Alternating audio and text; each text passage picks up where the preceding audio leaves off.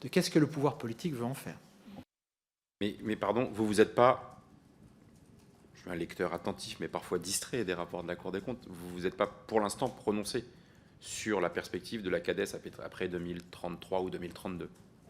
Inviter les pouvoirs publics à trouver une solution. Donc soit reporter effectivement la durée de vie de la CADES, prolonger la durée de vie de la CADES, le temps nécessaire à l'amortissement de la reprise des déficits qui vont se faire jour là, puisque en 2025, on est dans une impasse de financement.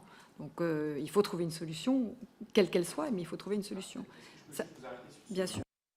Impasse de financement, parce que donc là, on parle de la somme des déficits cumulés à l'horizon 2027. Dans le périmètre OPS, on est autour de 65 milliards d'euros. Donc ça, c'est la somme des déficits cumulés, donc la dette à traiter. Et là, vous parlez d'impasse de financement.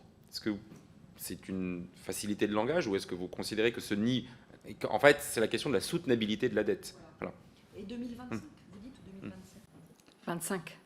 Oui, c'est la question de la soutenabilité de la dette. C'est-à-dire que si aucune décision n'est prise, la difficulté qui va naître de ce que les déficits à reprendre seront supérieurs au montant des recettes CADES. Donc, tant qu'on était dans le schéma inverse, où les ressources de la CADES étaient supérieures aux déficits à reprendre, les choses pouvaient se faire. Là, on va se retrouver dans une situation où les déficits vont se creuser et vont atteindre un niveau supérieur à ce que la CADES est en capacité, quand bien même elle... Oui. Je suis désolé, mais ça fait partie aussi de notre propre acculturation. Parce que, si je comprends bien, pour l'instant, c'est 65 milliards de dettes périmètre OPS attendus à l'horizon 2027. Pour l'instant, ne sont pas cantonnés à la CADES. Donc, la question qui se pose, c'est est-ce que, le directeur général de l'URSSAF nous le disait tout à l'heure, nous, il faudra qu'on intensifie nos émissions et d'aller chercher ces financements-là, sauf si d'ici là, le législateur...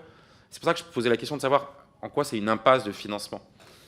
Si c'est transféré à la CADES, les ressources de la CADES, c'est à peu près 20 000... Enfin, on prolongera de X années à nouveau la durée de la CADES. Et en quoi il y a à ce moment-là un risque d'impasse de financement?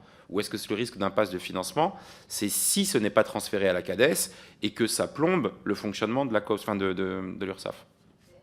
Un peu les deux. C'est-à-dire que si ça n'est pas transféré à la CADES, ça va poser d'autres difficultés. C'est-à-dire que l'ACOS, en admettant qu'elle se refinance à des taux, ou elle se finance à des taux voisins de ceux de la CADES, enfin... il y a aussi un problème et Nicolas me rappelait tout à l'heure, un risque de liquidité. C'est-à-dire qu'il y a un moment où la COS seule risque qui a des besoins récurrents et à court terme, risque de se retrouver dans une situation extrêmement périlleuse si le marché ne répond pas et s'il n'y a pas de liquidité disponible au moment où elle en a besoin. Donc on a un problème qui dépasse un peu la question des taux. Si la CADES reprend, encore faut-il qu'elle ait juridiquement, légalement, les moyens de reprendre, donc que sa durée de vie soit prolongée, comme on l'évoquait tout à l'heure. Mais la question, enfin, il faut bien peut-être distinguer l'apurement du stock et les futurs déficits.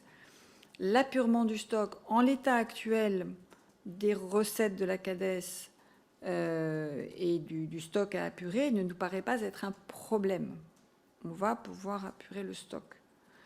Le problème va venir des déficits qui se profilent pour la maladie et pour la vieillesse et qui, aujourd'hui, en l'état actuel des outils juridiques, ne peuvent pas être financés. Donc, oui, vas-y. Je peux me permettre, si je peux me permettre,